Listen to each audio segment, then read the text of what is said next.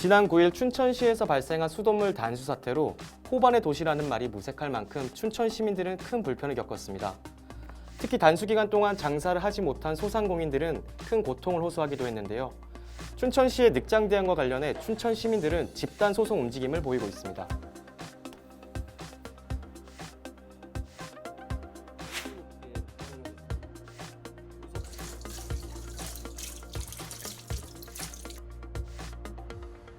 코로나로 힘든 이 시점에 장사도 안 되고 너무 어려운데 이틀 동안 또 물도 안 나왔었고, 그리고 지금 급수가 된다 해도 지금 저희는 너무 찜찜한 그 상황이에요. 이게 진짜 깨끗한지, 손님들한테 어떻게 음식을 해드려야 되는지 그것도 불안해요. 이건 시에서 어떤 대책을 해주셔야지. 저희는 피해가 너무 막심해요. 이와 관련해 법무법인 대한중앙 강대규 변호사의 인터뷰 함께 보시겠습니다. 손해배상 청구 비용은 한 가구 혹은 한 명당 30만 원에서 50만 원 상당으로 책정될 것이라고 예상이 되고요. 이게 피해 보상 비용도 중요하지만 우리 시민들도 지자체의 이런 과실이나 불법 행위에 대해서 적극적으로 저항할 수 있다. 이런 시민 권력의 저항력, 이런 형태의 소송이 되는 것이 의미가 있다고 보고요.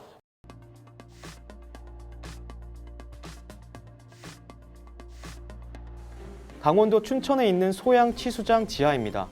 소양치수장에는 물을 끌어오는 총 5개의 펌프가 있는데요. 이 중 가장 큰 1400mm 펌프의 제수 밸브, 물의 흐름을 차단하는 밸브가 파손되면서 누수가 발생한 것으로 보고 있습니다.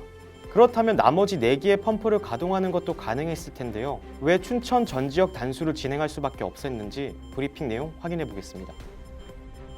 지금 여기 파손된 게 우리가 어떤 역할을 하는 거냐면은 물을 공급하고 끊었다 하는 그 제수 밸브입니다. 이렇게 잠궜다 열었다 하는 부분인데, 이 부분이 파손이 돼서 글로 누수가 되니까 다른 1호기, 2호기, 3호기, 4호기 펌프하고도 같이 맞물려 있는 그런 시설이다 보니까 거기서 가동을 하면은 그 압으로 인해서 지금 그 밸브 틈 사이로 물이 빠져나오기 때문에 1호기, 2호기, 3호기, 4호기는 가동을 할 수 있지만 가동을 하게 되면 더 큰 압을 받을 수 있기 때문에 가동을 못한 그런 상태가 되겠습니다. 그러니까 할 수도 있는 거네요. 그렇습니다.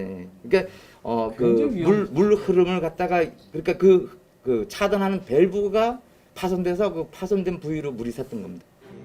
그렇다면 단수가 최초로 발생한 9일 당일 오후 11시면 공급이 재개가 된다고 했는데 외곽 지역은 물이 나오지 않았습니다. 이 상황에 대해 주민들에게 신속하게 안내가 되지 않았던 이유는 무엇일까요? 금요일 날 오후 11시에 물이 개통이 된 것만은 분명할 겁니다. 근데 그때 공급이 됐다 하더라도 그 물을 그대로 식수로 사용하기에는 적합하지 않은 게 있었어요. 그래서 일반 주택들에 대해서는 직수로 공급이 돼서 이용이 된 그룹도 있었고요. 또 아파트에서 저수조를 갖고 있는 그룹 같은 경우는 소화전이라고 하는 소화전 그 기구를 통해서 그 녹물들을 빼고 있었어요. 그 녹물을 빼서 아파트 주변에서 가까이 있는 그 지역일 경우에 녹물이 충분히 빠졌고 또 우리가 검사를 해서 탁도 수준이 기준치 이하로 됐다라고 판단이 되면 그때 다시 그 아파트 측과 협의해서 그것을 다시 취소하도록 그런 조치들을 취한 거죠.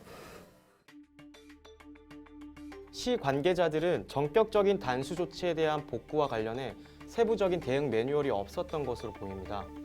이러한 춘천시의 늑장 대응으로 인해 춘천 시민들의 불편이 더욱 가중이 됐었는데요.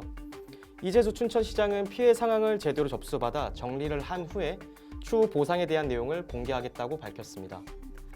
춘천시 단수 사태 관련 피해를 입은 시민들이 집단 소송을 준비하는 만큼 한동안 그 여파가 계속될 것으로 보입니다.